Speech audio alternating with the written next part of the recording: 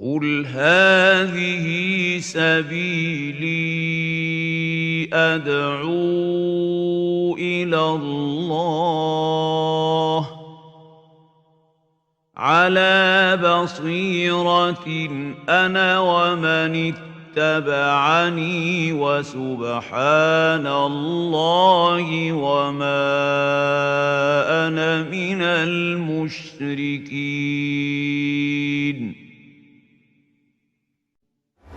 لباغ نال منه مشرعا فينا مداه هل يضر الشمس شيئا أقزم تبت يداه أقزم تبت يداه عالموه يا عداه كلنا اليوم فداه واسمعوا نبض قلوب يبلغ الكون صداه عالموه يا عداه كلنا اليوم فداه واسمعوا نبض قلوب يبلغ الكون صداه كل باغ نال منه مشرعا فينا مداه هل يضر نحمده ونستعينه ونستغفره ونعوذ بالله من شرور أنفسنا ومن سيئات أعمالنا من يهده الله فلا مضل له ومن يضلل فلا هادي له وأشهد أن لا إله إلا الله وحده لا شريك له وأشهد أن نبينا محمدا عبده ورسوله صلى الله عليه وسلم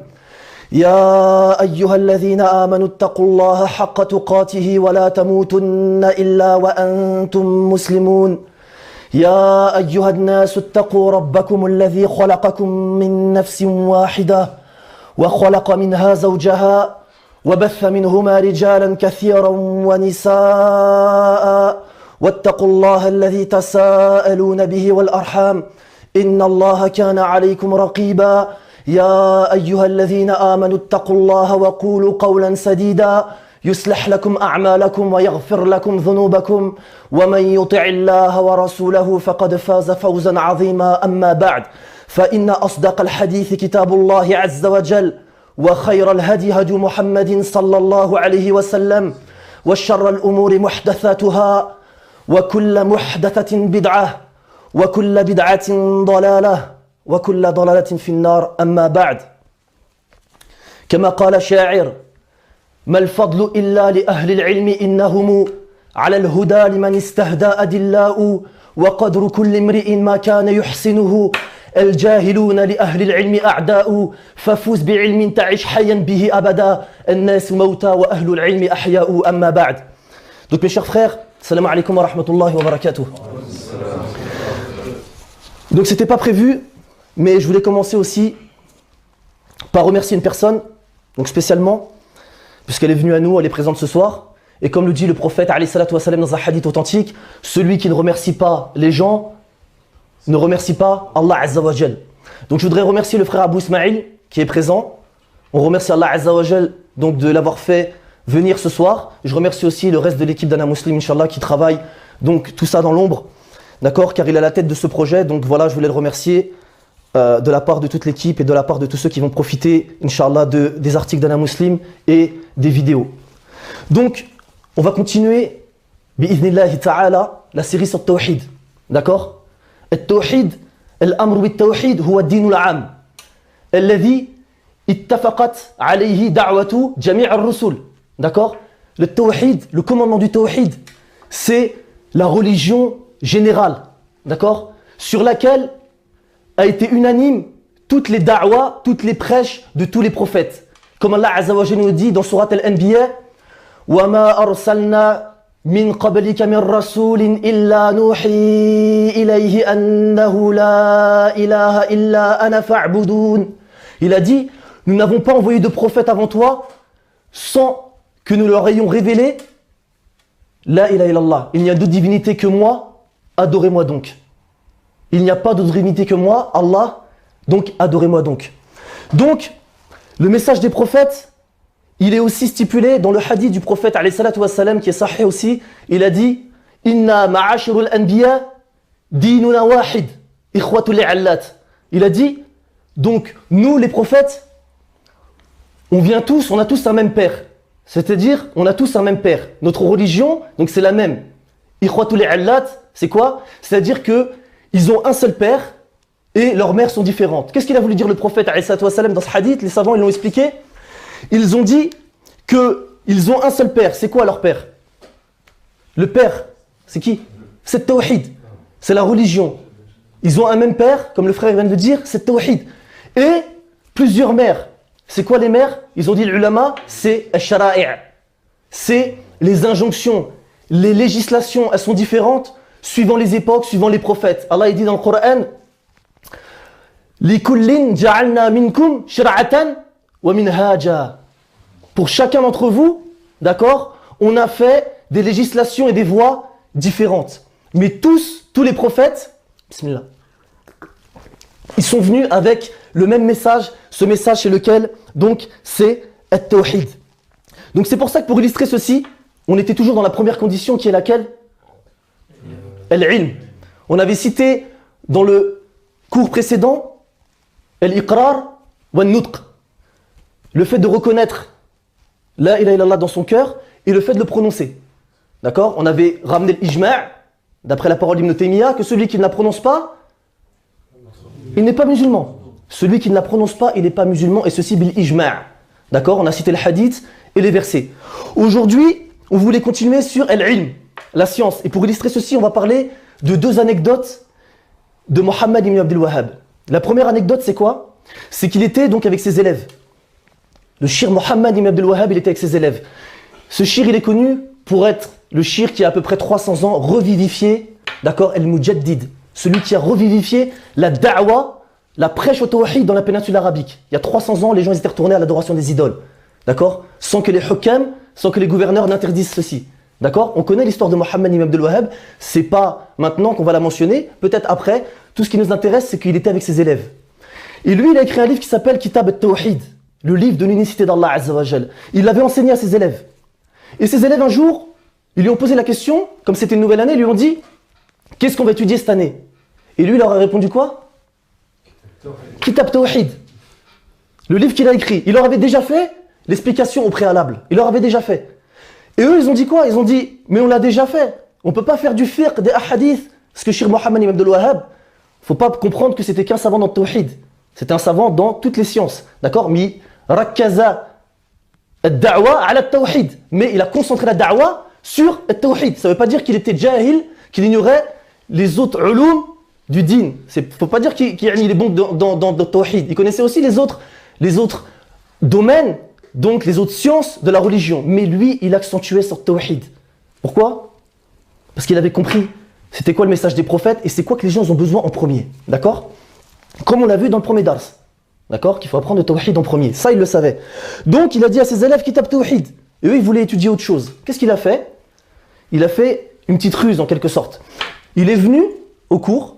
D'accord? Il est venu au cours. Et qu'est-ce qu'il a fait? Il est venu avec un visage un petit peu renfrogné, un petit peu triste, un visage bizarre. Ses élèves, ils lui ont dit, qu'est-ce qu'il y a?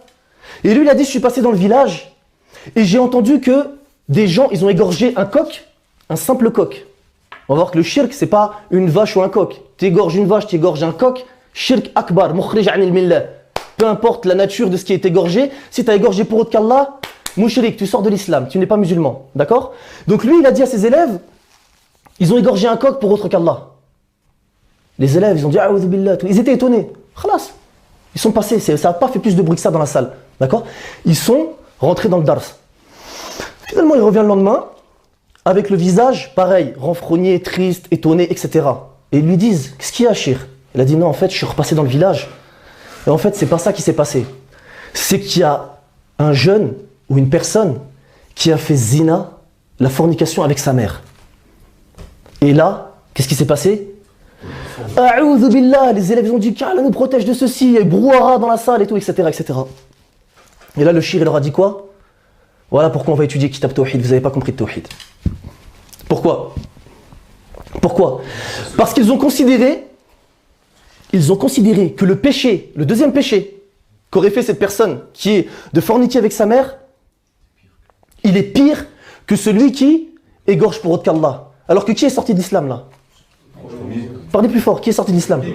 Celui qui a égorgé pour autre qu'Allah. Le deuxième, même s'il a fait cet énorme péché qui est horrible, même nous on entend ça aujourd'hui, on dit a'udhu billah, je ne serre pas la main, d'accord? Mais au niveau des ahkam, du statut qu'il aura le jour du jugement dernier, il y en a un qui va éternellement en enfer s'il ne se repent pas, et il y en a un autre, même s'il ne se repent pas, il est quoi? Taht al-mashi'a, il est sous la volonté d'Allah Azza wa Jal. Insha'a adzabahu, insha'a ghafara lah. S'il veut, Allah Azza wa Jal le pardonne, et s'il veut, il le châtie. Même si c'est pas repenti. Alors qu'en est-il si c'est repenti? D'accord?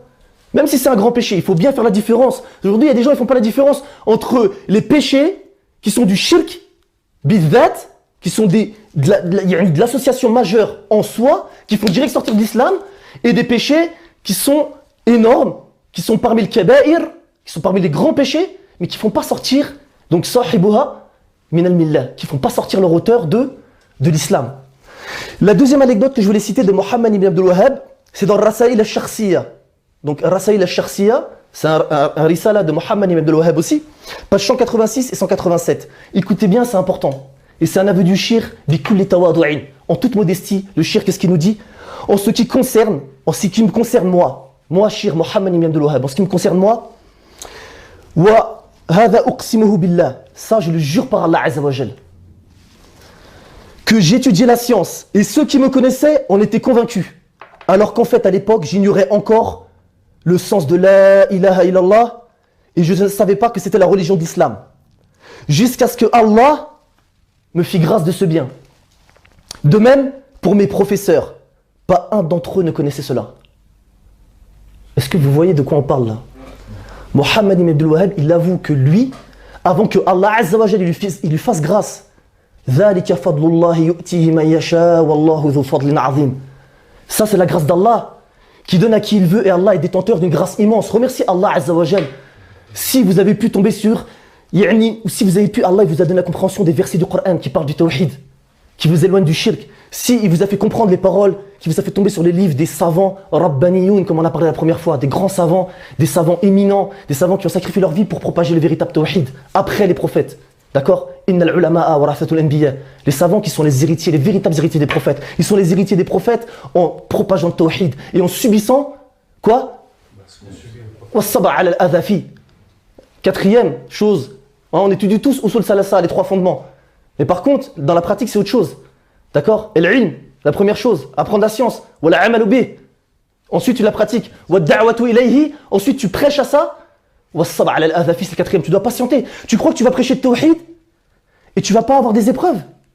Tu crois que tu vas prêcher le tawhid et tu vas pas avoir des épreuves? Tu crois que tu vas propager la religion d'Allah, monter sur le minbar du prophète alayhi salatu wassalam, dans les mosquées, et tu vas prêcher le tawhid et tu vas pas avoir des problèmes de la part des mécréants?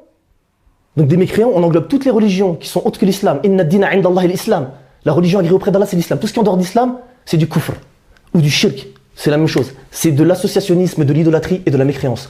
Que ça soit les Yahoud, les Juifs, les Nasara, les chrétiens, les Ilmaniyoun, les laïcs, ou les démocratiyoun, ou la démocratie, etc. Tu crois que tu vas pas t'attirer la haine de ces gens-là? وَلَن تَرْضَى عَنْكَ الْيَهُودُ وَلَا النَّصَارَى حَتَّى تَتَّبِعَ مِلَّتَهُمْ. Les Juifs et les chrétiens ne seront jamais satisfaits de toi jusqu'à ce que tu suives leur religion. S'ils te laissent le minbar du prophète alayhi salatu wassalam, ils te laissent prêcher, c'est qu'il y a un problème. Je dis pas que tous ceux qui prêchent en France, qui montent sur le minbar et qui parlent d'islam, c'est des vendus, etc. Je te parle clairement que si tu crois que tu vas avoir wazifatul anbiya, le travail qu'ils ont fait les prophètes, d'accord, le travail, l'honneur qu'elle leur a donné de prêcher le tawhid, et que tu vas pas subir les épreuves qu'ils ont subies, comme il dit Shir al-Haddouchi, imma anta majnoun, imma fi aqlika khalal. Ou t'es fou, ou il y a un dysfonctionnement dans ta tête. D'accord? Tous les prophètes, ils ont été éprouvés. Tous les vrais savants, ils ont été éprouvés. Donc si tu veux suivre ce chemin, sabr ala al-adhafi, patiente face aux épreuves et n'aie pas peur de dire la vérité. Alladhina la yakhawfuna fillahi lawmata la'im. Allah dit dans le Coran, ceux qui n'ont peur, ils n'ont pas peur des blâmes, des blâmeurs. Allahumma ja'alna minhum, qu'Allah fasse qu'on soit parmi ces gens-là. Donc, la da'wah des prophètes, c'est ceci. Et donc, al-ilm, d'accord, de la ilaha illallah, la science, c'est de comprendre, on a dit quoi, al-ma'na. La ma'bouda bihaqqin illallah. Il n'a pas de divinité qui mérite adoration véritablement sauf Allah. D'accord? C'est pas la ilaha mawjoudun illallah. C'est pas il n'y a pas de divinité qui existe sauf Allah. Parce qu'il y a des fausses divinités qui existent. Ça on le sait. Il y a des fausses divinités. Que ce soit des divinités physiques, humaines, que ce soit des divinités abstraites comme des lois forgées, etc., etc. En tout cas, les fausses divinités, elles existent. Dans toutes les époques. Et elles sont différentes. D'accord ? Dans chaque communauté, dans chaque époque, il va y avoir des divinités qui vont se mettre en avant et que il va y avoir al-sira', al-niza', il va y avoir un litige et une opposition entre ibad al-Rahman et ibad al-Shaytan. Il va y avoir une opposition entre les serviteurs du miséricordieux et les serviteurs de Satan. D'accord ? Dans chaque époque. Et chaque époque, les tawarites sont différents. D'accord ? Donc c'est quoi al-shahada ? Tatadamman al-nafyu wal-ithbat.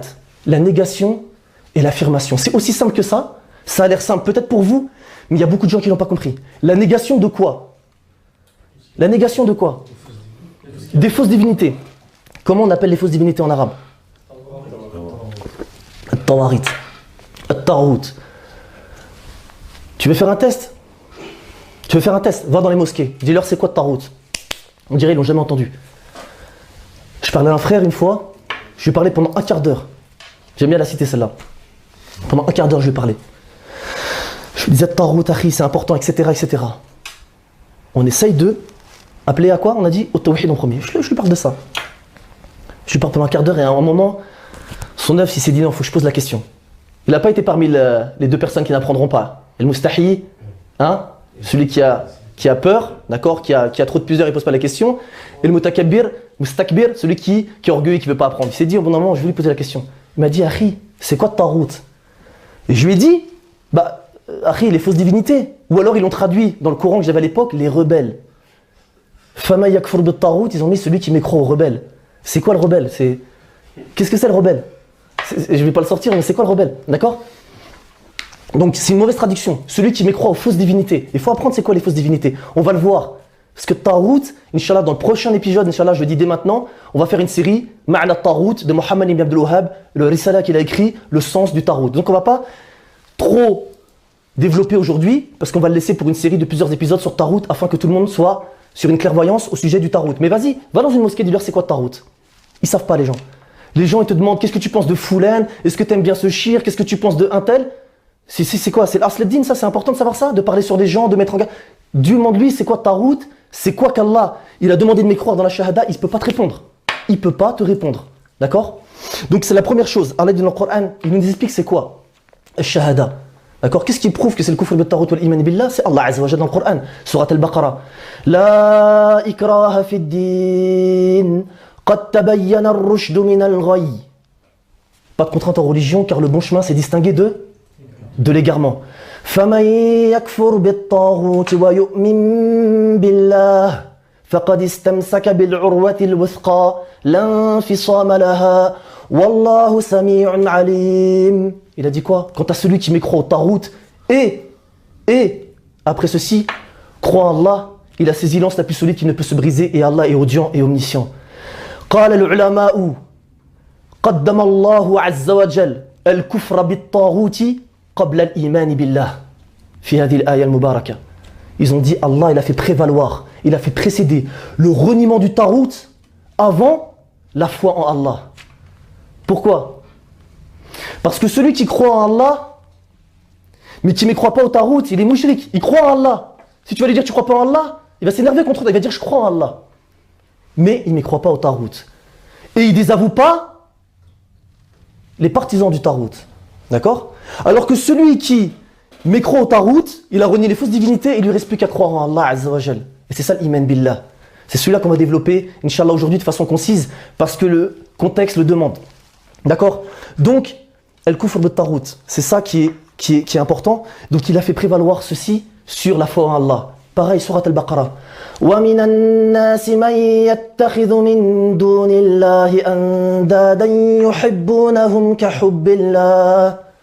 Il y a des gens, d'accord, ils prennent comme égaux, ils prennent des يَتَّخِذُ مِنْ دُونِ اللَّهِ أَنْدَادًا, ils prennent en dehors d'Allah des égaux qu'ils aiment comme ils aiment Allah.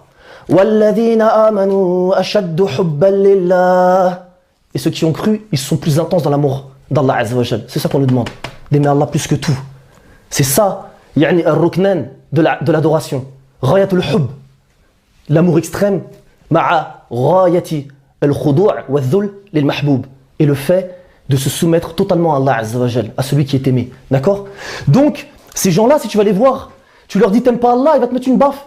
Il va te dire comment ça j'aime pas Allah. Son problème c'est pas qu'il aime pas Allah. Allah il a pas objecté le fait qu'il aime pas Allah, non. Il a dit qu'il aime Allah, mais le problème c'est qu'il aime avec Allah des égaux. Il aime avec Allah des égaux. C'est pas qu'il aime pas Allah, c'est qu'il aime aussi at-tawarit avec Allah Azza wa Jal. D'accord? Et ça, c'est ça le plus courant. Wa ma yu'minu aktharuhum billahi illa wa hum mushrikun. La majorité d'entre eux ne croient en Allah qu'en lui donnant des associés. C'est pas qu'ils croient pas en Allah, ils croient en Allah. Faut bien comprendre c'est quoi shahada. C'est pas comme les chrétiens. Croire en Allah, c'est pas juste je crois qu'il y a une divinité qui existe. D'accord? C'est de croire en lui, de pas lui associer, c'est ça. D'accord? La majorité d'entre eux ne croient en Allah qu'en lui donnant des associés. C'est cela les mushrikoun. D'accord? C'est pas qu'ils croient pas en Allah du tout. On parle pas des athées là. D'accord? Donc, bismillah. Donc ça c'est important. Donc ça, ce sera l'objet de notre prochain épisode. Donc comme on a dit, al-kufr bit-taghut. Maintenant, al-iman billah. La foi en Allah. La foi en Allah. Et ça les frères, c'est là-dedans que se sont égarés les musulmans. Et c'est là que sont nés les groupes hérétiques. Est-ce que les groupes hérétiques, ils sont nés parce que moi, je bouge le doigt et l'autre, il bouge pas le doigt?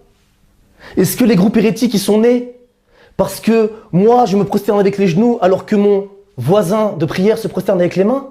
Est-ce que c'est pour ça qu'il y a une dissension et des débats entre les savants, entre les savants et les gens d'innovation pendant des siècles? Non. C'est sur quoi? Sur la compréhension du iman en premier, des fois du qadar, ça rentre dans l'iman aussi, sur la prédestination, etc., etc., sur tout ce qui est lié à l'iman. Et la première divergence qu'il y a eu, c'est sur musamma al-iman, la définition de la foi. On voit des gens aujourd'hui qui se réclament de la prêche, qui montent sur le minbar et qui nous disent quoi? El-Khawarij, attention Khawarij, les Tekfiri, etc., etc. Ils te parlent de groupes égarés, d'accord, que sont les Khawarij, d'accord, mais sans ramener, c'est quoi Usul el-Khawarij? C'est quoi les fondements des Khawarij? Tu nous mets en garde contre des gens et tu nous expliques pas c'est qui ces gens.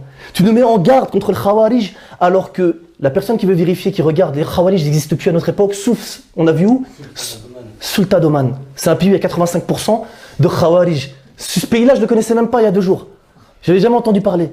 C'est là où il reste des gens, Al-Ibadiyya, qui est un groupe des Khawarij, d'accord, qui s'affilient à l'islam. Dans certains villages, ils ont dit en Tunisie, dans certains endroits en Algérie. Mais c'est 10 personnes. Tu montes sur le minbar pour nous dire Khawarij, il y en a peut-être 100 à la surface de la terre. Par contre, on ne nous explique pas qu'est-ce que c'est l'irja et qu'est-ce que c'est le murji'a. Qu'est-ce que c'est l'irja et qu'est-ce que c'est le murji'a? Pareil, là je vois des yeux étonnés, qu'est-ce que c'est l'irja? Bon, la majorité d'entre eux, ils connaissent. La majorité d'entre vous connaissent ce que c'est l'irja. Le problème, c'est que l'irja, c'est une religion, c'est une méthodologie, un madhab qui est le plus propagé à la surface de la terre à notre époque. Un musulman, le but, c'est quoi? Al-waqi'. Surtout ça. Le contexte dans lequel on vit. Nous, on veut parler du contexte dans lequel on vit. On ne veut pas parler des groupes, ils sont même plus là, ils n'existent même plus. Nous, on veut parler des groupes qui existent aujourd'hui et qui font du mal à la Ummah. Et qui sont la cause de la Ummah. La cause de l'échec de la Ummah, la cause de la honte de la Ummah, la cause que même des gens, ils ont honte d'être musulmans, ils vont se réfugier chez Dieudonné ou Alain Soral, etc., etc., tellement ils ont honte de cette méthodologie qui est l'irja. Et on va expliquer c'est quoi l'irja. Et l'irja, d'accord, c'est, comme il le dit le Shir al-Islam, Ibn Taymiyyah, la définition de l'irja, comme il y a marqué dans ce livre. Donc ce livre, c'est quoi? Ara al-Murji'a. C'est un livre qui parle que des pensées. Il y a beaucoup de groupes dans l'irja. Le but, c'est pas une étude des Murji'a aujourd'hui. Le but, c'est de faire comprendre à la population que l'awam, c'est qui l'awam? C'est les communs des musulmans. Ils sont sur cette méthodologie-là, ils le savent même pas. Et ce qui est pire, c'est qu'il y a des gens qui se réclament de la da'wa des salaf, des pieux prédécesseurs, ils sont sur cette aqida-là, et on va nous l'exposer. D'accord? Parce que nous, on va exposer donc, les erreurs des groupes qui existent vraiment, pas des groupes qui se trouvent à Sultan Duman. Comment ça s'appelle? Voilà, ce pays-là qu'on ne connaît même pas. Nous, on veut parler de ceux qu'on trouve en France, qu'on trouve en Égypte, qu'on trouve en Algérie, qu'on trouve en Arabie, qu'on trouve partout. C'est ceux-là qu'on veut parler, d'accord? Yara Shaykh al-Islam Ibn Taymiyyah rahimahullah anna sahih huwa anna ism al-murji'a ma'khudhun min al-irja'i walakinnahu yushariku al-raja'a fi al-ishtiqaq al-akbar. Il dit, Shaykh al-Islam, que la vie prépondérante, c'est quoi? C'est quoi la vie prépondérante? C'est que l'irja, ce terme-là, l'irja, il est dérivé donc du terme, le murji'a, il est dérivé du terme l'irja. L'irja en arabe, c'est quoi? Al-ta'khir. C'est le fait de retarder quelque chose. On va voir pourquoi retarder quelque chose ou expulser quelque chose de quelque chose, c'est quoi le rapport avec l'irja.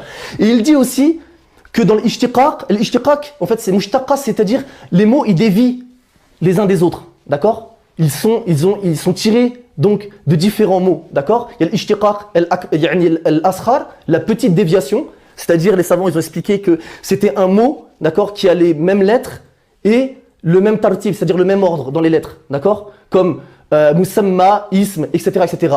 Il y a al-awsat, d'accord? Celle qui est au milieu, al-akbar, c'est qu'en fait, al-irja, il y a des lettres qui sont en concordance, d'accord, avec le terme al-raja. Al-raja, c'est quoi? C'est l'espoir. Donc on va comprendre deux choses. Un, al-ta'khir, il retarde quelque chose, et c'est dérivé d'al-raja'u, qui est l'espoir. En fait, al-ta'khir, c'est quoi? C'est que les ulama, ils ont dit, al-murji'a akharu, arja'u, al-a'mal, ad musamma al-iman. Ils ont expulsé, ils ont retardé, ils ont expulsé les actes de la définition de la foi. C'est-à-dire qu'ils ne considèrent pas que les actes font partie de la foi. Qu'est-ce que c'est la définition de Ahl Sunnah wal Jama'a? Al-imanun qawlun wa amal. La foi, c'est parole et acte. Quand on dit parole et acte, ça aussi il faut développer. Parole du cœur. Parole du cœur, c'est quoi? At-tasdiq wal-iqrar. C'est le fait de croire en Allah Azza wa Jal, de croire que en la véracité donc de la divinité d'Allah Azza wa Jal et la véracité du prophète sallallahu alayhi wa sallam en tant que prophète. Wa amal al-qulub, et les actes du cœur, on peut en citer plusieurs. Al-niyya par exemple, l'intention. Al-hub, l'amour. Al-bourd, le fait de détester, haïr. Al-wala'u wal-bara, les ulama l'ont cité. L'alliance et le désaveu, c'est des actions du cœur. D'accord? C'est des actions du cœur. Les gens qui n'ont pas ces actions du cœur, chez Ahl Sunnah wal Jama'a, ils n'ont pas l'iman. Ils n'ont pas l'iman. Wa qawlul lisan, la parole de la langue. Qu'est-ce que ça veut dire la parole de la langue? C'est-à-dire que tu dois prononcer des paroles de tawhid. Donc la première parole de tawhid, c'est quoi? La ilaha illallah. Et tu dois éviter de prononcer des paroles de kufr. Comme il disait un des salafs, le Qadi Iyad, je crois, dans Shifa, il dit El-hazl bil kufri kufrun. Le fait de plaisanter avec des paroles de mécréance et de la mécréance. D'accord? Tu ne dois pas prononcer des paroles de mécréance. Il faut faire très attention à ça. D'accord? Quand on dit qawlul lisan, c'est que tu dois parler avec les paroles du tawhid et tu dois éviter toute parole de shirk et toute parole de kufr. On passe à quoi? A'mal al-jawarih. Les actes des membres qui sont chez Ahl Sunnah wal Jama'a considérés comme partie intégrante de la foi. Donc on voit qu'il y a une voie, une méthodologie qui est celle de Ahl Sunnah wal Jama'a. Qui peut me répéter la foi chez Ahl Sunnah wal Jama'a? Toi. Parole et acte. Parole et acte. D'accord? Qui peut maintenant me dire c'est quoi la aqidah des Murji'a alors? Extraire les... Mais je ne vous l'ai pas dit en fait. Il y a plusieurs groupes, il y a beaucoup de groupes. Al-Jahmiya par exemple, il dit c'est le ma'rifa. Al-Tasdiq, c'est que reconnaître Allah dans son cœur. Il n'y a même pas qawlul lisan wa qawl al-jawarih. Il n'y a même pas la parole de la langue et des actes. Il y a un autre groupe, Al-Karamiya, il te dit c'est que la parole de la langue. Même si dans le cœur tu crois pas et tu fais pas les actes. Karamiya, d'accord? Il y en a d'autres, ils disent quoi? Murji'atul fuqaha. Ils disent quoi? Al-a'mal min al-iman. Walakin al-a'mal shart kamal. Ils ont dit les actions elles font partie de la foi. Les actions elles font partie de la foi. Al-iman yazidu wa yanqus. La foi elle augmente et elle diminue. Mais ils ont dit que les actions c'est une condition de perfection de la foi. Qu'est-ce qu'on entend par là? Ça a l'air d'être un terme un peu difficile. Ça veut dire que si tu crois en Allah dans ton cœur, d'accord, que tu le dis par ta langue, mais que tu fais aucune action, anta mu'min, t'es croyant. Et si tu fais des actions pieuses, qu'est-ce que tu fais? Ta foi elle augmente. Mais les actes, c'est pas une condition de la foi. C'est-à-dire que si tu fais pas d'actes du tout, tu rentreras au paradis selon eux. Et ça, c'est mukhalif li aqidati ahli sunnati wal jama'a. D'accord? Dans tous les livres des salafs, vous retournez à Usul i'tiqad ahli sunnah, vous retournez au livre de l'Alaka'i ou d'autres salafs qui vous expliquent bien que ça, c'est en contradiction avec la aqida de ahli sunnah wal jama'a, la aqida des sahaba, comme on va le voir après la parole de l'imam al-Shafi'i, rahimahullah ta'ala. Donc, al-Murji'a, on va citer quelques paroles donc des salafs à leur rencontre. Par exemple, yaqulu al-Fudayru ابن عياض أهل الإرجاء يقولون الإيمان قول بلا عمل وتقول الجهمية الإيمان المعرفة بلا قول ولا عمل ويقول أهل السنة الإيمان المعرفة والقول والعمل. C'est ce qu'on vient de dire, le Qadi Iyad, il dit, les gens de l'Irja, ils disent que la foi, c'est une parole sans acte. Donc une parole du cœur, il croit quand même dans le cœur, attention. Hein. Parole du cœur, parole de la langue, pas d'acte. D'accord? Il dit que le Jahmiya c'est quoi? C'est affilié à Jahm ibn Safwan, c'est quelqu'un qui est l'Irja, d'accord? Un des anciens aussi, des premières générations, d'accord? Mais parmi les gens d'innovation, qui lui dit que c'est le ma'alifa, c'est que dans ton cœur. D'accord? Si dans ton cœur tu reconnais que le prophète sallam c'est la vérité, d'accord? Ou que Allah Azza wa Jalla c'est la vérité, tu es un croyant. Shaitan c'est un croyant, et Pharaon, etc. sont des croyants, selon l'implication de sa parole, donc c'est un égarement total et évident pour tout celui qui étudie un minimum. Encore faut-il étudier un minimum, d'accord? Parce qu'il y a des gens aujourd'hui, ils sont là-dedans, ils disent la même parole, hein, d'accord? Parce qu'ils n'étudient pas. Et l'ilm, c'est important, c'est obligatoire, d'accord? Donc, il dit, Ahlus Sunnah disent quoi? On l'a dit tout à l'heure, l'iman, al-ma'alifa, wal-qawl, wal-amal, c'est la connaissance dans le cœur, la parole et les actions. Il dit aussi que ces gens-là, al-murji'a, ils disent, laysa as-salatu wala zakatu wala shay'un min al-fara'id min al-iman. Ils disent que ni la salat, ni la zakat, ni aucune chose parmi les obligations, elles font quoi? Elles font partie de la foi. Ça, c'est ce qu'on voit aujourd'hui. Pourquoi on mentionne le murji'a? C'est pas pour faire un cours sur le murji'a. Regardez l'awam, allez rentrer dans vos familles. J'espère que c'est pas chez vous. Mais des fois, ça arrive chez nous. Faut le dire, ça arrive dans nos familles. On est là pour vivre dans le contexte. Rentre chez toi. Ils vont tous te dire non. Alhamdulillah, c'est un croyant, on va prier sur lui. Il a dit la ilaha illallah. Il n'a pas fait d'action. Il faisait pas salat. Il faisait pas les actes obligatoires, etc. Des fois, ils font même tout le contraire de ce que le Coran il enseigne. Mais chez ces gens-là, chez ces ignorants qui manquent de science, du moment qu'il a dit la ilaha illallah par la parole, il est quoi? Il est croyant. Donc là, on voit que c'est propagé chez la majorité des gens. C'est vrai ou pas? Vous voyez dans la rue, vous voyez la majorité des peuples musulmans, qu'ils soient africains, arabes, etc. Cette aqidah, elle est propagée, malheureusement. Elle est propagée.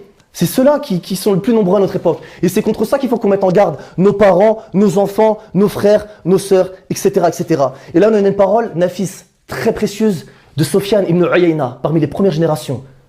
C'est pas le tout de s'affilier à la salafia. Ce qu'il faut, c'est revenir réellement au salaf. Réellement aux paroles des premières générations qui ont compris l'islam. Sofiane ibn Uyayna, qu'est-ce qu'il nous dit? Il nous dit Yaquluna al-iman qawl wa nahnu naqul al-iman qawl wa amal. Eux ils disent la foi c'est juste dire la ilaha illallah par la parole. Et nous on dit non, al-iman qawl wa amal. La foi c'est quoi? C'est la parole et les actes. Wal murji'atu awjabu al-jannata liman shahida an la ilaha illallah musirran biqalbihi ala tark al-fara'id wa sammu tark al-fara'id dhanban bimanzilati rukub al-maharim. Donc il dit quoi? Il dit que les Murji'a, ils ont rendu l'entrée au paradis obligatoire, c'est-à-dire il va rentrer sans aucun doute, qui?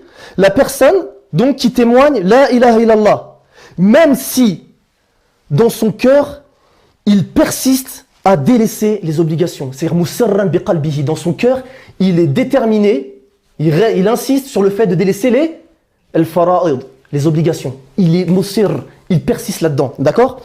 Il a dit et ils ont nommé le fait de délaisser les obligations péché au même titre que le fait de rukub al-maharim, c'est-à-dire de faire les choses qu'Allah a interdit. C'est-à-dire, il faut bien comprendre sa parole.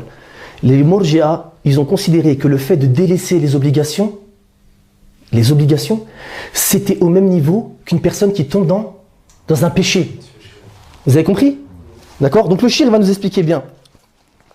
Wa laysa bisawa, alors que les deux, ils ne sont pas pareils. D'accord? Il a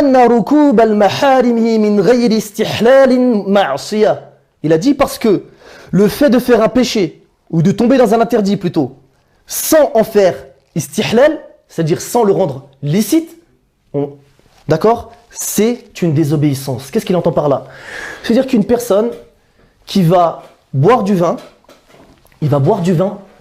s'il ne le rend pas licite, il est pécheur. S'il le rend licite, il est kafir. D'accord? Parce qu'il a autorisé quelque chose qu'Allah il a interdit. Ça, c'est ma'aloum min ad-din bid-darura. Personne. D'accord? C'est évident en islam. On ne va pas parler de ça. Mais il dit que s'il ne le rend pas licite, il est dans al-ma'asiyah, la désobéissance d'Allah Azza wa Jal. D'accord? Wa tarku al-fara'idi متعمدا من غير جهل ولا عذر هو كفر. Mais par contre, il dit, le fait de délaisser les obligations volontairement, sans ignorance ou sans excuse valable, c'est de la mécréance. Sofiane ibn Uyayna, première génération. 3 premières générations. Khayrul quruni qarni, thumma alladhina yalunahum, thumma alladhina yalunahum. Hadith sahih, Nabi sallallahu alayhi wa sallam, il dit quoi? Les meilleures générations sont ma génération, ceux qui les suivent juste après, et ceux qui les suivent juste après, c'est qui cela? As-sahaba, wa tabi'in, tabi'in.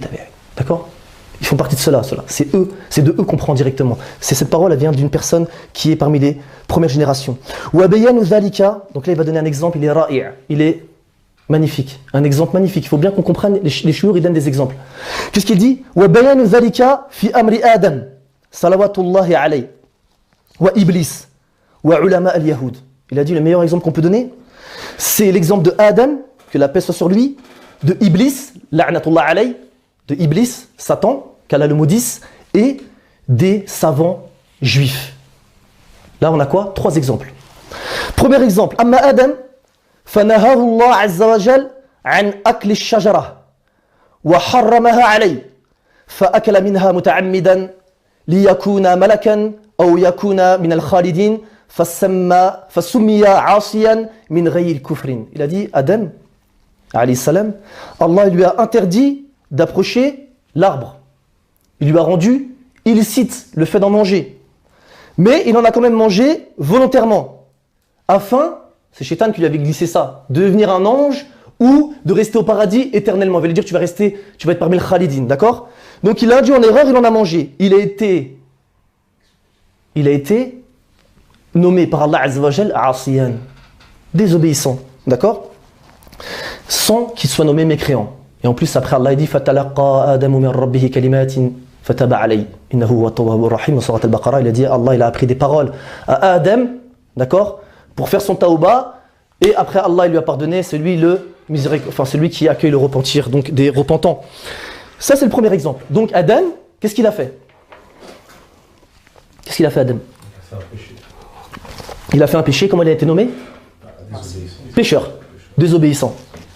Maintenant Iblis, la'natullah alayhi, l'exemple de Iblis.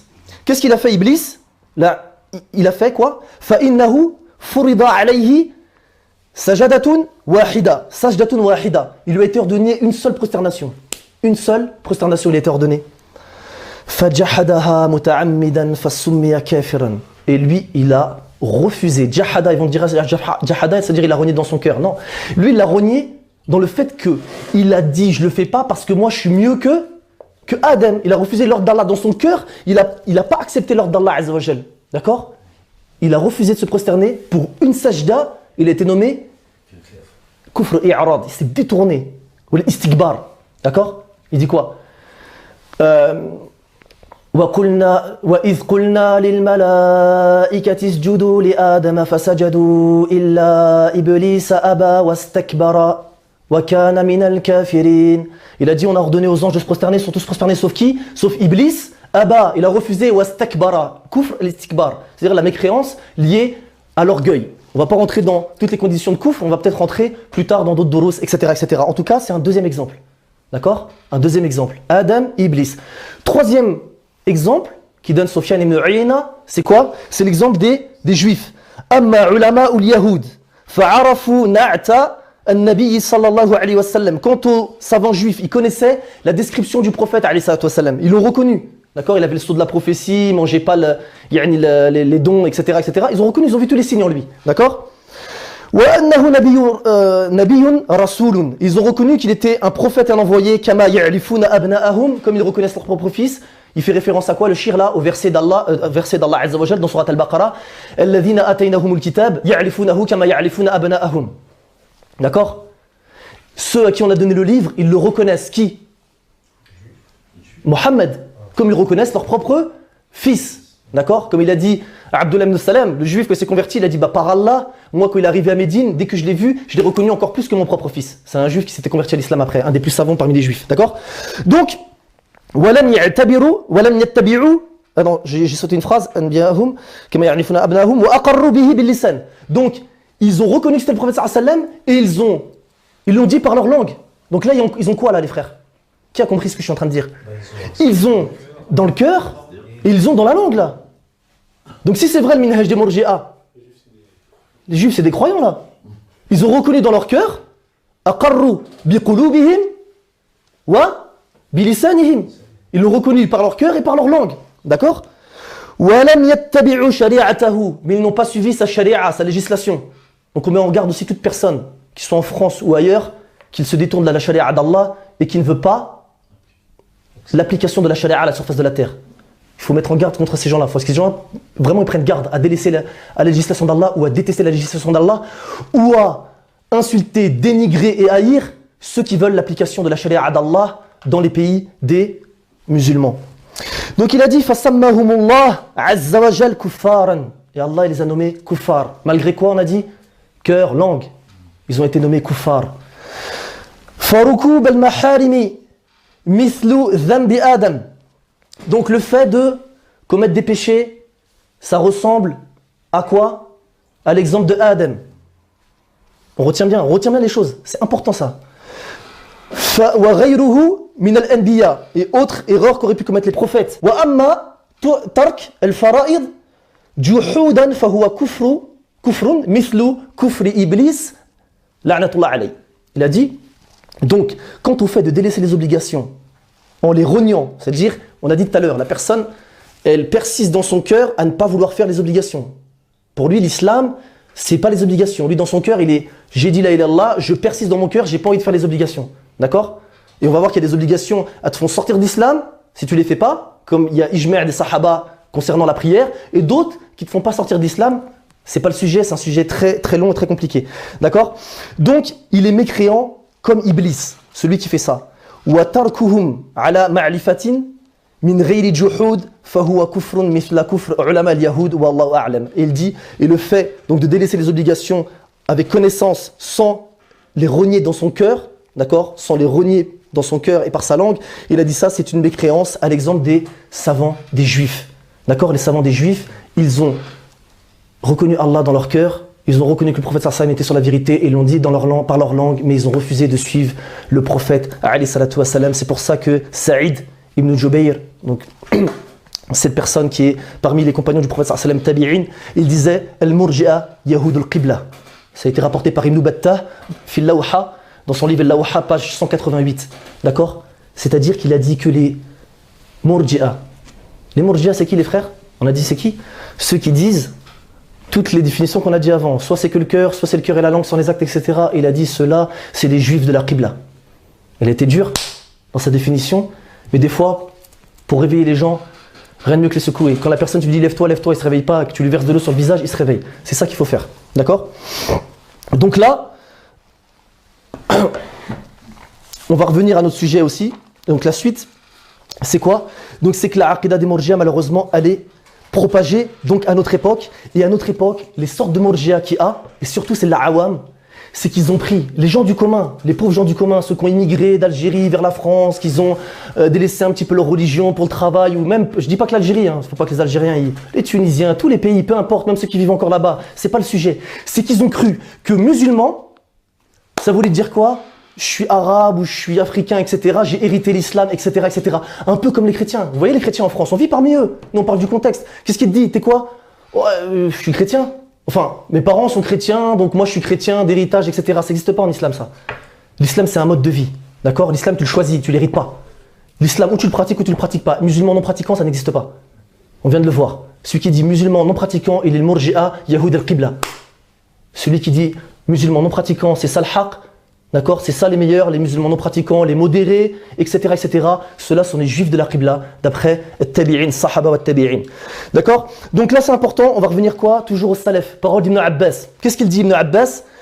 Comme le rapporte Sufyan al-Thawri, le prince des croyants dans le hadith, parmi les premières générations, grand muhaddith. D'accord? Qu'est-ce qu'il dit? Il dit qu'Ibn Abbas, il a dit ittaqu al-irja'a fa innahu shu'batun min an-nasraniyya. Craignez al-irja, donc la méthodologie qu'on explique depuis tout à l'heure, car elle est une branche de la chrétienté. Méditez là-dessus. Il y a des frères, qu'Allah les récompense, ils ont fait une annexe, enfin ils ont fait un lien, là, il y a des doros qui circulent en ce moment, machallah, qu'Allah les récompense, sur le lien entre, d'accord, la pensée occidentale, etc., et l'irja, etc., d'accord, la pensée chrétienne. C'est quoi? C'est que, comme on l'a dit tout à l'heure, les chrétiens, il suffit, je le sais, j'étais chrétien, d'accord, à l'époque, enfin, j'étais chrétien comme je croyais que j'étais chrétien, quoi, d'accord. Et qu'est-ce que c'est? C'est quoi? Surtout les catholiques. Nous, chez nous, on est catholiques. Qu'est-ce que c'est? C'est le fait que tu crois que Jésus, c'est le Fils de Dieu, enfin c'est Dieu mis dans son Fils, bon c'est compliqué, on va laisse tomber, et qu'il est descendu sur terre pour mourir sur la croix pour effacer tes péchés. Si tu crois ça, mu'min kamil al-iman, t'es croyant avec la foi complète. Ce sont les murji'a des chrétiens, les catholiques, d'accord? C'est-à-dire que tu bois du vin, tu trompes ta femme, bon du moment que tu l'aimes c'est pas grave apparemment, toutes les phrases qu'on peut entendre, tu fais tout ce que tu veux. Si tu crois dans ton cœur, et dans ta langue, par ta langue, que Jésus il est mort pour toi, pour que tes péchés soient pardonnés, bienvenue au paradis. On ira tous au paradis, comme ils disent les chanteurs. Hein? Il n'y a pas que le chanteur qui dit ça, il y a même des prêcheurs qui disent ça aussi. D'accord? On ne citera pas les noms. Donc il y a une grande ressemblance, les frères, entre les murji'a et les chrétiens. D'accord? Aujourd'hui, les Arabes, mon frère, je suis musulman. Moi, je crois dans mon cœur en Allah, je crois qu'il y a un prophète qui s'appelle Mohammed, je le dis. Voilà, c'est ça. Rentre au paradis, vas-y. Rentre au paradis. Il n'y a pas de salat, il n'y a pas de... Des fois, il y a le ramadan, des fois, on dégorge de moutons pour l'Aïd, pour la famille, pour ne pas se taper la honte devant la famille, etc. C'est pas ça l'islam, les frères. Celui qui croit que c'est ça l'islam, on a dit tout à l'heure, Yahoud al-Qibla. On va le répéter à chaque fois dans le dars. Yahoud al-Qibla, les juifs de la Qibla. Il ne faut pas qu'on soit comme les juifs. Pourquoi on récite alors pourquoi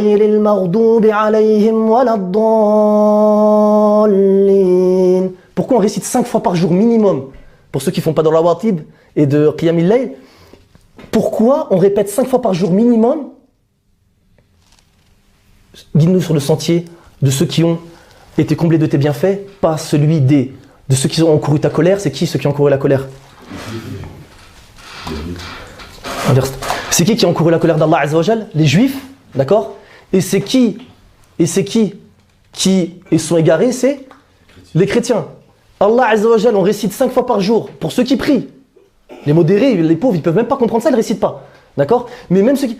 Il nous a interdit de ressembler aux juifs et aux chrétiens. Que eux, c'est pas le sentier qu'Allah a comblé de bienfaits, c'est le sentier des égarés, et nous, on est en train de suivre la même aqida, le même dogme qu'ils ont les chrétiens, qu'ils ont les juifs, etc., etc. Qu'Allah nous préserve de ceci.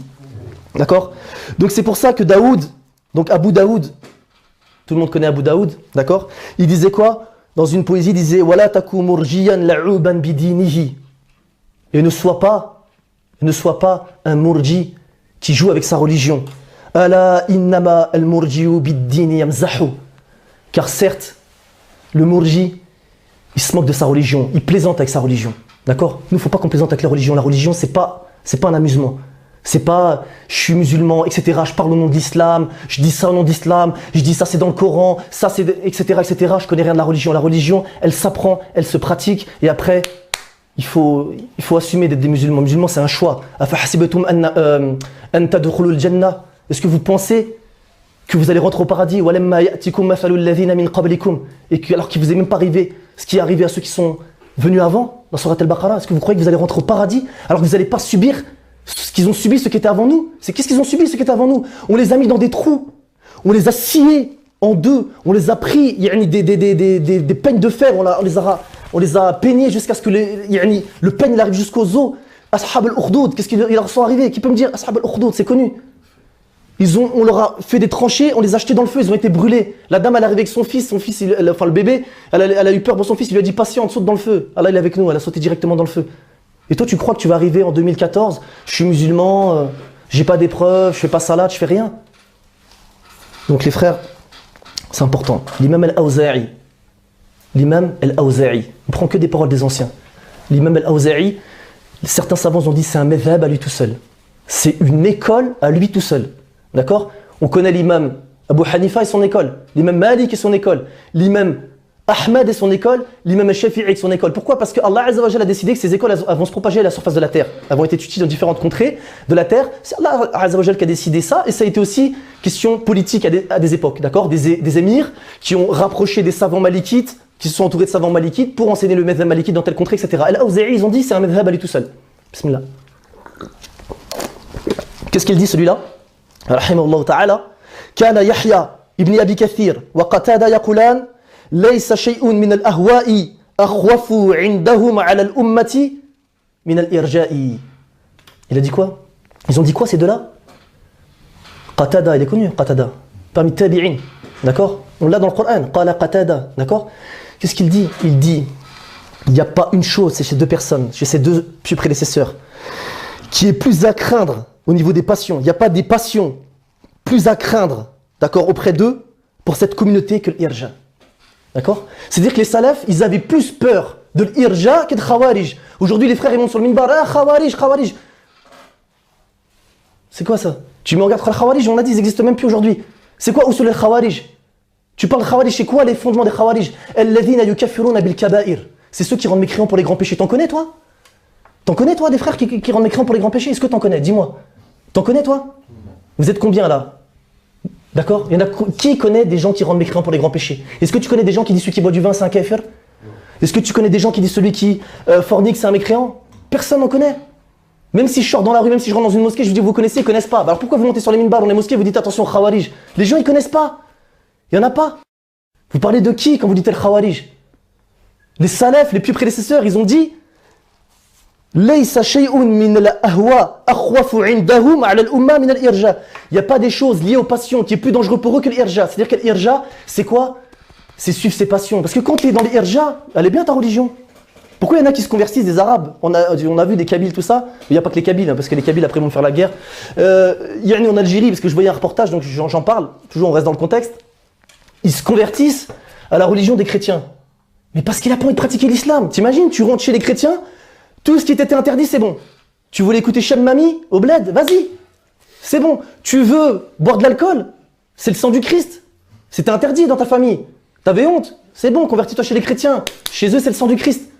Tu comprends? C'est pour délaisser tout ce qu'Allah leur donnait et faire tout ce qu'Allah était interdit. Tu crois que Jésus est mort sur la croix, tu rentres au paradis. D'accord? Bon, aujourd'hui, il y en a qui veulent nous faire ça avec l'islam. Ah, je suis musulman, mais je vais en boîte de nuit, je me moque de la religion, j'aime pas les frères, j'aime la démocratie, etc., etc. Et je suis musulman. La takun, wala taku, murjiyan, la'uban bidinihi. Comme il dit dans la poésie qu'on a dit tout à l'heure. Ne sois pas un mourji qui joue avec sa religion. La religion, c'est pas un jeu. D'accord? La religion, c'est paradis éternel, enfer éternel. Ou alors un peu d'enfer, et si t'es mouahid, tu sors. Mais une seconde en enfer, je mets tout le monde au défi ici de dire moi je reste 10 minutes en enfer, ça me convient. Donc, on a défini donc leur dogme. D'accord? Donc, maintenant on va passer à quoi? On va passer à une réponse concise. On va être obligé de répondre au Murji'a. Parce que le Murji'a, pourquoi ils ont été dangereux? Pourquoi ils se sont immiscés dans la Ummah? Parce que forcément ils viennent avec des textes, ils viennent avec des ambiguïtés ou des textes ambigus. C'est quoi un texte ambigu? Est-ce que le Coran est ambigu? Non. Al-mutashabih, c'est quoi? Alladhi yahtamilu awjuh, iddat awjuh. C'est un texte qui prête à mainte interprétation. C'est-à-dire, il peut prêter à mainte interprétation. Il n'est pas clair comme un verset qui dirait aqimus salat, accomplissez la prière. Il y a personne qui va te dire non, en fait, il ne faut pas l'accomplir. Non, il n'y a pas de plus d'interprétation, c'est clair. D'accord? Il y a des versets par contre qui sont un petit peu moins clairs, d'accord? Qui méritent plus d'explications, d'accord? Allah dans le Coran il a dit huwa alladhi anzala alayka al-kitaba minhu ayatun muhkamatun hunna ummul kitab. Dans surat Ali Imran, il dit quoi? C'est lui qui a descendu sur toi le livre et se trouve dedans des versets qui sont clairs. Et c'est la base du livre. Wa ukharu mutashabihat, et d'autres qui sont sujets à ma interprétation. فَأَمَّا الَّذِينَ فِي قُلُوبِهِمْ زَيْغٌ فَيَتَّبِعُونَ مَا تَشَابَهَ مِنْهُ ابْتِغَاءَ الْفِتْنَةِ وَابْتِغَاءَ تَأْوِيلِهِ. Et ceux qui ont une maladie au cœur, une déviance dans le cœur, ils interprètent les textes, ils utilisent les textes qui prêtent à ma interprétation, d'accord, pour leur donner un autre sens tortueux, en espérant la fitna, en espérant la mauvaise interprétation, et le fitna, wa ta'wili, en espérant leur donner un sens, une interprétation qui vont avec quoi? Avec leur ahwa, avec leur passion. وَمَا يَعْلَمُ تَأْوِيلَهُ إِلَّا اللَّهُ. D'accord? Et il Il n'y a que Allah Azza wa Jal qui connaît leur interprétation. وَالرَّاسِخُونَ فِي الْعِلْمِ يَقُولُونَ آمَنَّا بِهِ كُلٌّ مِنْ عِنْدِ اللَّهِ عِنْدِ رَبِّنَا. Et ceux qui sont ancrés dans la science, les vrais savants qui sont ancrés dans la science, ils disent nous on croit en ça, tout ça, ça vient de notre Seigneur, etc. etc.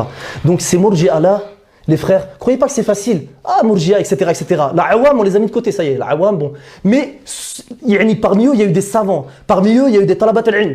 Il y a eu des grands savants, d'accord?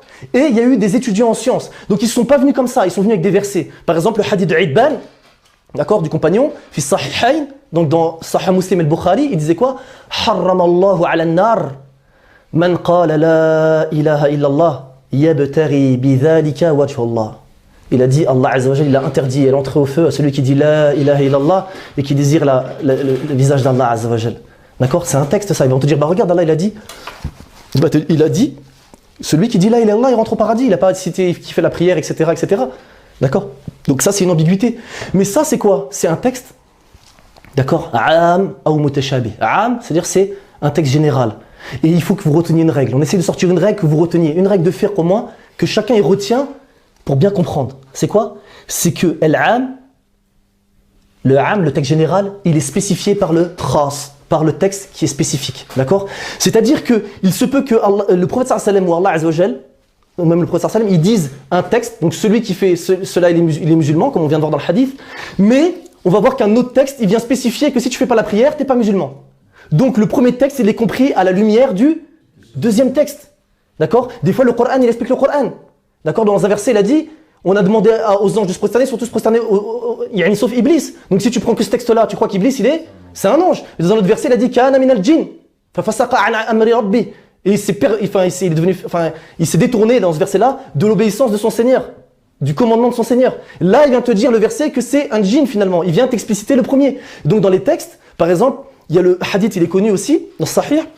معاذ بن جبل يدي كنت رديف النبي صلى الله عليه وسلم على حمار فقال لي يا معاذ تدري ما حق الله على العباد وما حق العباد على الله قال الله ورسوله أعلم قال حق الله على العباد يعبدوه ولا يشركوا به شيئا وحق العباد على الله ألا يعذب من لم يشرك به شيئا قال أفلا أبشر الناس قال لا فيتكلوا.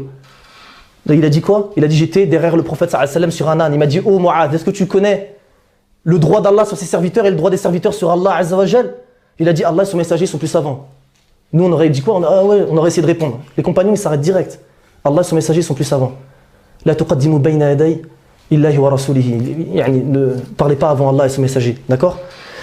Ils ont dit quoi? Il a dit quoi? Il a dit le droit d'Allah sur ses serviteurs, c'est qu'il l'adore sans rien lui associer. Et le droit des serviteurs sur Allah, c'est qu'il ne châtie personne, d'accord? Il ne châtie personne qui ne lui a pas associé. Il a dit au prophète, est-ce que je vais pas aller informer les gens de ça? Il a dit non, sinon ils vont se reposer que sur ça. C'est utilisé par le Murji'a. Ce texte, il est utilisé par le Murji'a. Le problème, c'est quoi? Parce qu'ils vont dire non. On comprend de ce texte que s'ils adorent Allah sans rien lui associer, mais encore, ils n'ont pas compris c'était quoi la ibada, on l'a dit la dernière fois. Ça aussi, c'est encore un problème de compréhension de la ibada, etc. Mais eux, ils ont compris quoi? Que c'est la ilaha illallah, d'accord? Tu vas rentrer au paradis et il fallait pas le dire aux gens, c'est qu'ils vont se reposer que sur ça. Donc en fait, en gros, on leur dit de faire des actions, mais même s'ils font pas d'action, ils vont rentrer au paradis. C'est faux. Mu'adh ibn Jabal, ce compagnon, il n'a pas compris la parole comme ceux-là, ils l'ont compris. Pourquoi? Il est parmi les 16 compagnons dont lequel il a été rapporté le ijma', le consensus des compagnons, comme quoi ils considéraient que celui qui délaisse la prière est un mécréant. Il y a Ali, il y a Abu Bakr, il y a beaucoup de compagnons parmi les 10 promis au paradis. Et parmi ceux-là, il y a qui? Il y a Mu'adh. Donc Mu'adh, il n'a pas compris la parole comme vous. Lui, il l'a reçu directement, c'est lui qui la rapporte, mais lui considère que celui qui ne fait pas la prière, il est mécréant. Donc vous voyez, il y a des textes qui viennent spécifier donc d'autres textes. Donc, parmi les textes qui vont prouver que Ahl Sunnah wal Jama'a, ils sont sur la bonne croyance, c'est quoi? Le prophète sallallahu alayhi wa sallam a dit dans le hadith sahih, Al-Iman bid'un wa sab'uda shu'ba. Dans une autre version, bid'un wa sittun. Il y a 70 branches donc de la foi. A'laha kalimatu la ilaha illallah wa adnaha imatatul adha 'an at-tariq. Donc il a dit, le plus haut degré de la foi, c'est la ilaha illallah. Les savants ont dit, bien sûr, avec ce qui arrive après. Et le plus bas degré, c'est le fait de voir quelque chose qui se gêne sur la route et de l'enlever pour pas gêner les musulmans. Wal haya shu'batun min al-iman. Et la pudeur, c'est une branche de la foi. Qu'est-ce qu'on voit dans ce hadith? Parole, la ilaha illallah, imatatil adha, le fait de pousser les choses qui nuisent sur le chemin, c'est une action. Et le haya, dont le fondement se trouve dans le cœur, c'est dans le cœur. Cœur, parole, acte. D'accord? Dans ce hadith, la foi est décrite par le prophète sallallahu alayhi wa sallam comme 3 choses. Le cœur, la langue, les actes. Ça, c'est Ahl Sunnah wal Jama'a. Parle avec preuve, Qur'an, Sunnah. Parmi les preuves aussi, Allah dans le Coran, il a dit « وَمَا كَانَ اللَّهُ لِيُضِيعَ إِيمَانَكُمْ » D'accord? Allah, il n'est pas là pour vous faire perdre donc votre foi. Ce contexte-là, ce verset-là dans Surat Al-Baqarah, c'est quand les compagnons, ils étaient donc en train de prier en direction de Jérusalem, c'était la première qibla. Après, l'ordre de prier en direction de la Kaaba est venu, on les a poussés même en pleine prière, ils se sont détournés, et eux, ils ont cru que toutes les prières qu'ils avaient faites avant, en direction de Jérusalem, ils n'étaient pas valables. Et Allah, il a dit, Allah, il n'est pas là pour vous faire perdre votre foi. C'est quoi la foi dans le verset? As-salat. La salat, elle a été nommée iman. La salat, elle a été nommée iman dans le verset. Donc, les actes, ils font partie de la foi. D'accord? Donc, l'imam al-Shafi'i, qu'est-ce qu'il dit? Ça, c'est la dernière chose. Nous, on parle avec dalil. On a cité le Coran, on a cité la sunna avec le hadith des branches de la foi. Maintenant, c'est quoi? Il reste quoi là? Le troisième? Qui connaît le troisième dalil? Toi? C'est quoi? Al-ijma', qui est le consensus.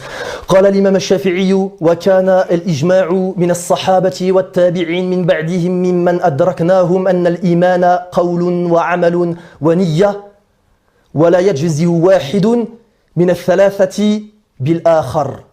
Donc il dit dans cette parole, l'imam al-Shafi'i, qu'il y a consensus des compagnons et des tabi'in. C'est qui notre exemple? C'est les compagnons et les tabi'in. On parle toujours des salafs des trois premières générations. C'est pas le tout de Safiya la Salafiyya. C'est pas le tout de Nahnu la nanzuru ila al-qawl, nanzuru ila al-haqa'iq. On regarde pas la parole. Moi je suis musulman, d'accord? Moi je suis salafi, moi je suis telle chose. Non, ça c'est que des paroles. Nous on regarde la réalité. Il faut revenir au salaf vraiment. Qu'est-ce qu'il dit Shafi'i? Il a dit il y a ijma' d'après les compagnons, les tabi'in, c'est-à-dire ceux qui sont venus après et ceux qui sont venus encore après, parmi ceux que nous avons rencontrés, que la foi c'est une parole, une action, des actes et niyya. Niyya, c'est amal del qalb, d'accord? Il a dit, il n'y en a pas une qui est valable sans les autres. D'accord? Il n'y en a aucune des trois qui est valable sans les autres. D'accord? Donc Irja, il s'est propagé dans tous les groupes aujourd'hui. Je sais que ça peut faire des problèmes si je cite tous les groupes, mais il faut le dire. Ikhwan al-Muslimin, les frères musulmans, parmi eux, je dis bien parmi eux, je ne critique pas tout le monde, parmi eux, l'Irja, il s'est propagé. Certains frères de Da'wat Tablir, et on demande à Allah de les récompenser pour leur da'wah, ils font beaucoup d'efforts, mais parmi eux, il suffit d'appeler Allah, la ilaha illallah, la personne a dit la ilaha illallah, il fait quelques prières, etc. etc. Et c'est un musulman juste parce qu'il a dit la ilaha illallah, d'accord? Il y a beaucoup de groupes. Et parmi les pires des groupes qui s'est propagé à notre époque, et celui-là on est obligé d'en parler, c'est le pire des groupes, d'accord? C'est un groupe qui s'affilie aux pieux prédécesseurs, d'accord? Et qui sont parmi les pires murji'a que la terre n'ait jamais connue, d'accord? Et on va voir pourquoi. D'accord? Il y a un des salafs, il nous a dit, il s'appelle Sharik al-Qadi, hum akhbathu qawmin hasbuka bir-rafida khabathan walakin al-murji'a yakdhibuna ala Allah. Il a dit, c'est parmi les pires, les khabith, les plus mauvais peuples, les plus mauvais groupes. Il a dit, pourtant il t'aurait suffi des rafida, des shit rawafid comme khoubs, comme mauvaise chose. Il aurait suffi qu'il n'y ait que les rawafid, ça nous aurait suffi à nous. D'accord? Non. Il a dit, mais il a dit, les murji'a, eux, pourquoi ils sont pires? Il a dit parce qu'ils mentent sur Allah. Et aujourd'hui, on a des groupes qui mentent sur Allah de deux façons. Un, ils mentent sur les textes, d'accord? Ils donnent des interprétations aux textes qui ne sont pas ce que Allah Azza wa Jal a voulu. Deuxième, parce qu'il faut les reconnaître. Parce qu'il y a des jeunes aujourd'hui, ils viennent nous voir, ils nous écrivent sur Ana Muslim, j'aime bien vos durous, j'aime bien vos cours, mashallah, c'est très intéressant, parce qu'il y a l'Arba'in Nawawi. Hein, tu apprends le comportement, tu apprends les branches de la foi, les piliers de la foi, comment te comporter avec les autres, comment te comporter avec Allah, toutes les choses qui font que le musulman, il est musulman aussi. D'accord? Il n'y a pas que tawhid. Il ne faut pas parler tawhid, tarout. Après, je dis des gros mots, je me comporte mal avec mes parents, je me comporte mal avec ma femme, je ne fais pas qiyamil layl, je ne fais pas telle chose, je ne fais pas telle chose. Après, je viens dire ouais, tawhid. Attention. D'accord? Donc, il y a d'autres durous qui sont importants pour les imans, qui sont importants pour les actions, que Ana Muslim, le frère Mustafa, il donne. Les gens sont venus nous voir, ils ont dit c'est très intéressant, mais il y a des gens qui nous ont dit que vous étiez des khawarij, des tekfiri. Ils font ça, sabilillah. Qu'est-ce qu'ils font? Ils font le travail de shaitan, ils obstruent le sentier d'Allah Azza wa Jal. D'accord? Moi, je vais dire comme le dit Sofiane al-Sulami. Sofiane al-Sulami, al-Shir Sofiane al-Sulami, Abu Sofiane, barakallahu fik, Abu Sofiane al-Sulami, c'est un des grands élèves, d'accord, qui est un shir maintenant, de Abdullah ibn Jibrin, un des grands savants d'Arabie Saoudite, rahimahullah ta'ala. Qu'est-ce qu'il nous dit? Il a eu le même problème qu'un muslim ou d'autres prêcheurs ou d'autres personnes à la surface de la terre et d'autres ulama. Nous, à la rigueur, on n'est pas des ulama, donc c'est pas grave. Mais on a quand même ce problème-là. Il a dit, il a voulu demander donc un débat avec les murji'a. Et c'est ce qu'on fait aujourd'hui. Toute personne maintenant, je le dis solennellement, je le dis une fois, je ne le dirai pas deux fois. Toute personne qui accuse l'association d'Anna Muslim d'être soit des tekfiri, il faudra aussi qu'il nous explique c'est quoi des tekfiri parce qu'on ne connaît pas ce mot-là chez les salafs. Donc si tekfiri pour toi mon frère, c'est celui qui ne prend pas garde aux conditions du tekfir et aux empêchements du tekfir, viens nous prouver avec preuve qu'on n'a pas respecté les conditions du tekfir. Rapporte la preuve. Si on est des khawarij, montre-nous clairement, pas de khawarij sur le minbar et tout, etc., des super vidéos, khawarij, etc. Viens nous prouver, viens nous conseiller, viens conseiller tes frères. Faut pas mettre, c'est pas comme ça, tu mets en garde, etc., etc. Viens conseiller tes frères, d'accord? Donc, si des gens mettent en garde contre un musulman, on invite les gens, en toute fraternité, à venir faire un débat public. Caméra à l'appui, qu'ils nous prouvent qu'ils arrêtent de parler aux jeunes de 15 ans, attention, attention, attention. Parce que ces gens-là, quand tu les écoutes, c'est khubatha, ces gens qui sont mauvais, parce que c'est mauvais ça. Il ne faut pas écouter un musulman. Il ne faut pas donner de l'argent à certaines associations qui nourrissent des gens dans le monde. Il ne faut pas... Alors, n'apprends pas la science, ne nourris pas les pauvres. En fait, fais rien, quoi. Laisse ta barbe, laisse ton khamis, mets un petit stylo et va commander un grec. C'est pas ça l'islam. Si c'est ça l'islam, ça n'a rien à voir avec l'islam que nous on veut professer. D'accord? Donc l'islam, c'est pas que ça. Donc maintenant, on fait un débat public avec caméra et vous nous prouvez que nous sommes des khawarij. Nous, donnez-nous 1 heure, comme il dit Cheikh Abou Sofiane al-Solami, laissez-nous 1 heure pour vous démontrer avec Coran, Sunna, Ijma' que vous êtes des murji'a. Et nous, on vous laisse, comme il dit Cheikh, jusqu'à Yawm al-Qiyamah pour apporter des preuves qu'on est des khawarij ou des takfiriyoun. Et je le dis sincèrement, ça ne sert à rien après de faire une vidéo en réponse. Je ne considérerais pas ça comme une personne véridique si la personne a fait ça. D'accord? Si les personnes qui font ça, que ce soit le site Al-Ilm Shar'i, qui propage les paroles d'un certain Tchalabi, un musulman sont égarés, il dit ça, venez apporter les preuves. Allah dans le Coran, il a dit quoi? C'est quoi le comportement d'un musulman? Qul hatu burhanakum in kuntum sadiqin. Ramenez votre preuve si vous êtes véridique. Si vous êtes véridique comme vous le dites, ramenez vos preuves. Arrêtez d'obstruer le sentier de la da'wa aux gens. Arrêtez de faire peur aux gens avec vos hadiths qui sont certes authentiques. Attention, il y a 73 sectes dans l'islam, ils vont tous aller au feu, etc. Si on est dans une secte, on va aller au feu, venez nous sauver. Mais faites pas de la médisance sur nous. Ne mentez pas sur nos savants, ne mentez pas sur la da'wa. D'accord? Ne mentez pas sur la da'wa. Le mieux, c'est de venir conseiller vos frères. Allah dans le Coran, il a dit quoi?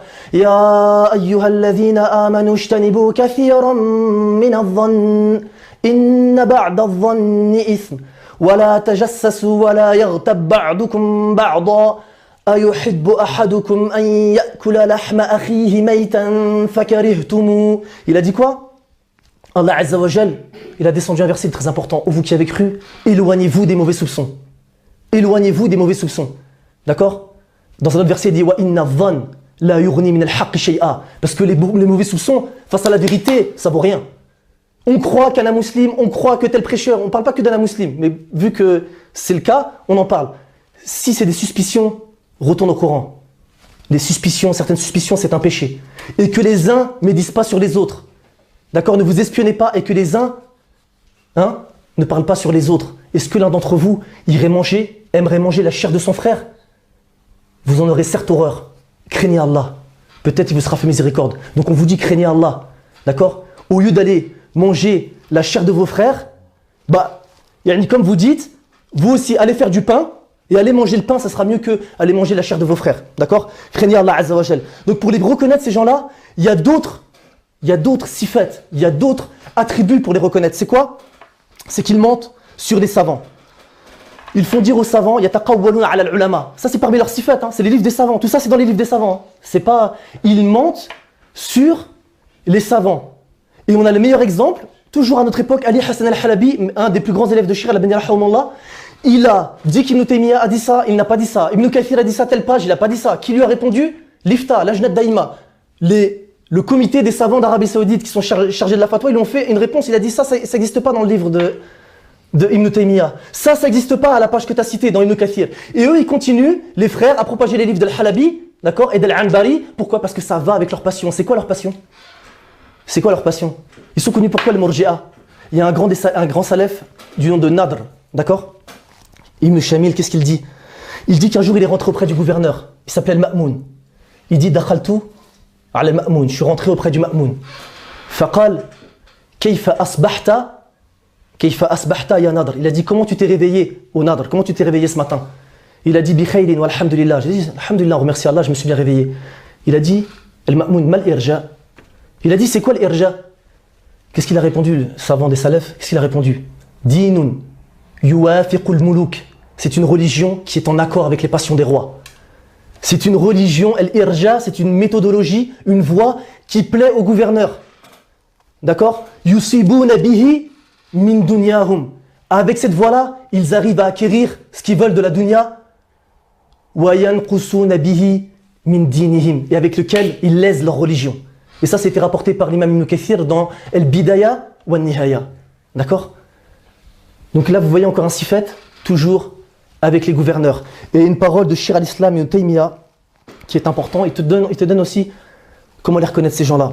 Shir al-Islam, il dit dans Majmu' al-Fatawa, volume 28, Al-Murji'atu wa amthaluhum mimman yasluku maslaka ta'ati al-umara mutlaqan wa illam yakunu abrara. Il a dit les Murji'a, si tu veux les reconnaître, les Murji'a, c'est ceux qui suivent, et les Murji'a et leurs semblables, c'est ceux qui prennent le chemin de l'obéissance aux gouverneurs de façon absolue, même si ces gouverneurs-là, ils ne sont pas vertueux.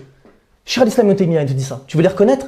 C'est ceux qui obéissent aux gouverneurs mutlaqan, même si c'est des gens qui ne sont pas abrar, ils ne sont pas des vertueux, etc. aujourd'hui. Aujourd'hui, ces gens-là, ils protègent des gouverneurs qui ne sont même pas musulmans. Vous voulez un exemple? Raslan. Je ne vais même pas dire Shir Raslan. Raslan, le savant d'Égypte. Toujours dans le waqi'. Comme ça, les gens ils ont des exemples.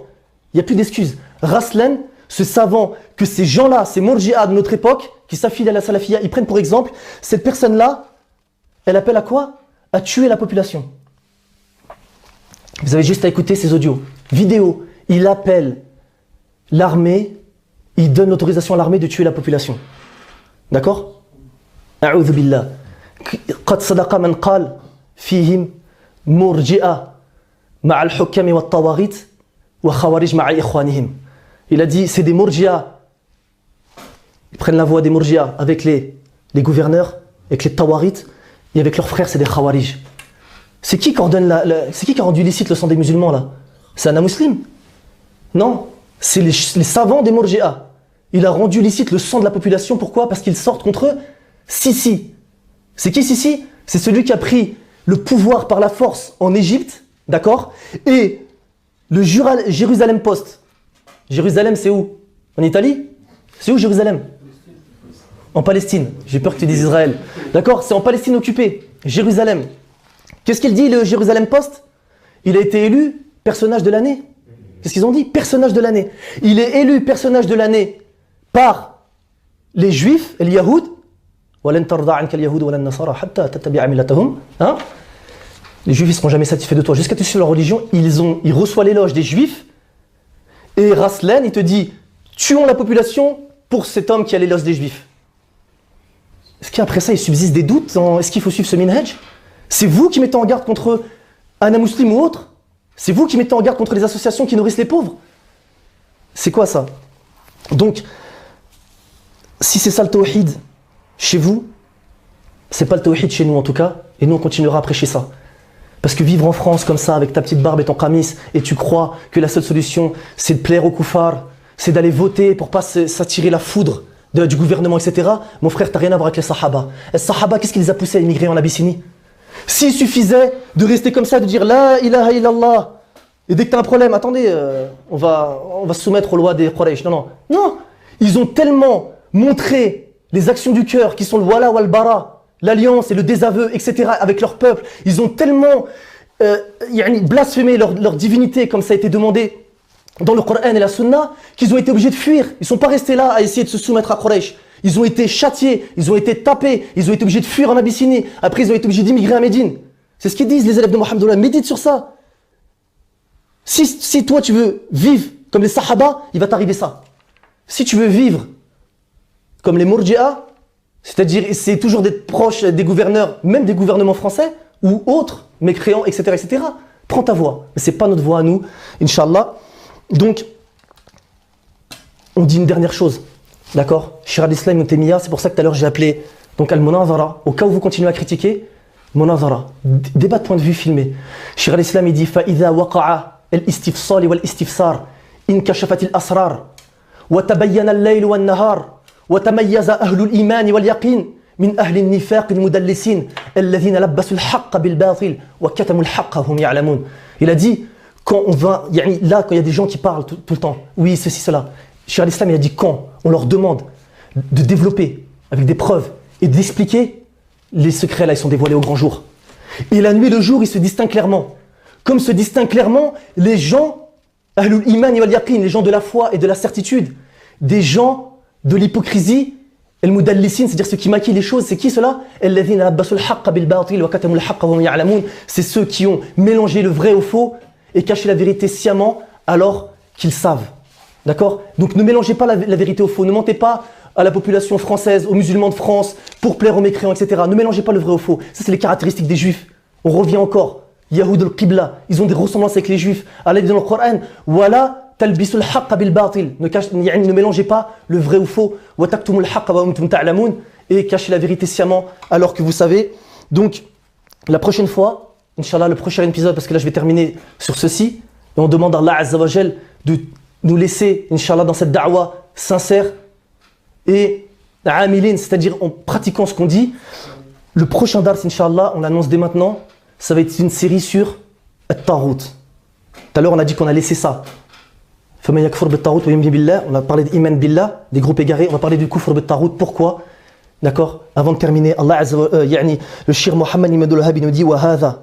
Il y a un hadith du prophète sallam justement pour expliquer. Il dit man qala la ilaha illallah wa kafara bima yu'badu min dunillah faqad harama damuhu wa maluhu wa hisabuhu ala Allah Azza wa Jal. Hadith authentique dans le Bukhari, il dit celui qui dit la ilaha illallah et qui renie tout ce qui est adoré en dehors d'Allah, qui renie les tawarites, celui-là, pas les autres, celui-là, son sang et ses biens, ils sont certes sacrés. C'est-à-dire c'est celui-là, le musulman. Parce que le musulman, ses sangs et son bien, ils sont sacrés, d'accord? Et son compte, il revient à Allah Azza wa Jal. Sur ce hadith, Cheikh Mohammed Ibn Abdul Wahhab nous dit quoi? وَهَذَا مِنْ أَعْظَمِ مَا يُبَيِّنُ مَعْنَى لَا إِلَهَ إِلَّا اللَّهِ. Ce hadith, c'est ce qu'il y a de mieux pour expliquer le sens de la ilaha illallah. فَلَمْ يَجْعَلْ التَّلَفُّظَ بها عاصما للدم والمال بل ولا معرفتي معناها مع اللفظ بها. Il a dit donc parce que Allah, le prophète sallallahu alayhi wa sallam, il n'a pas juste rendu le fait de le prononcer par sa langue comme quelque chose qui va rendre ton sang et tes biens illicites. C'est-à-dire c'est pas que le fait de le prononcer qui va te rendre musulman. Wala ma'rifatu ma'naha, ni le fait de le reconnaître dans son cœur, de savoir son sang dans son cœur en le prononçant par la parole. C'est-à-dire le cœur et la, d'accord? Voilà al-iqrar bidhalika, ni de le professer, tout ça. Bel la kawnuhu la yad'u ila Allah wahdahu la sharika lah. Et aussi, pas le fait de n'invoquer personne d'autre qu'Allah Azza wa Jal sans associer. Bel la yahrumu maluhu wa damuhu hatta yudifa ila dhalika al-kufr bima yu'badu min dunillah.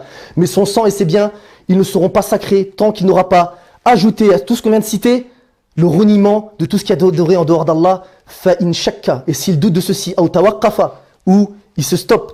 D'accord?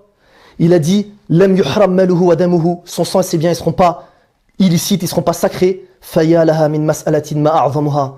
Mais quelle question, quel sujet, il n'y a pas plus immense que celui-là et plus clair. Wa yalahu min bayan, et quelle explication, d'accord? Aussi il dit clair. Wa hujjatun ma aqta'uha lil munazi', et une preuve irréfutable qui coupe tous les arguments de celui qui va venir en opposition avec ceci. Et pour finir, Allah dit dans le Coran Allahu waliyul ladhina amanu yukhrijuhum min adh-dhulumati ila an-nur walladhina kafaru awliya'uhum at-taghut yukhrijunahum min an-nur ila adh-dhulumat ulaika ashabun nar hum fiha khalidun. Wa subhanallah wa bihamdik. Déjà, je traduis le verset. Allah Azza wa Jalla dit tu veux être un wali d'Allah, tu veux être un bien-aimé d'Allah, reviens au Coran. Allah il dit Allah, c'est l'allié de ceux qui ont cru. Il les fait sortir des ténèbres à la lumière. Et ceux qui ont mécru, leur allié, c'est Tarout. Leur allié, c'est Tarout. Il les fait sortir de la lumière aux ténèbres. Ceux-là sont les gens de l'enfer et ils y demeureront éternellement. Et pour finir, tout ce qui a été dit par moi-même lors de ce rappel et qui est conforme au Coran et à la Sunna, c'est que par la grâce d'Allah Azzawajal seul, et toute erreur que j'aurais pu commettre, tout oubli, en français ou en arabe, ce n'est que de ma faute ou celle de Shaitan, et Allah et son messager en sont innocents. Subhanallah wa bihamdik, ashhadu an la ilaha illa ant, wa astaghfiruka wa atubu ilayk. أو توارت بفهمهم العقول وأفحموا أهل البيان فالركب يمضي هاتفا للنصر إذ آن الأوان والنصر يؤتيه الإله الصادقين وذا ضمان والنصر نصر الله آت دون ريب أو توان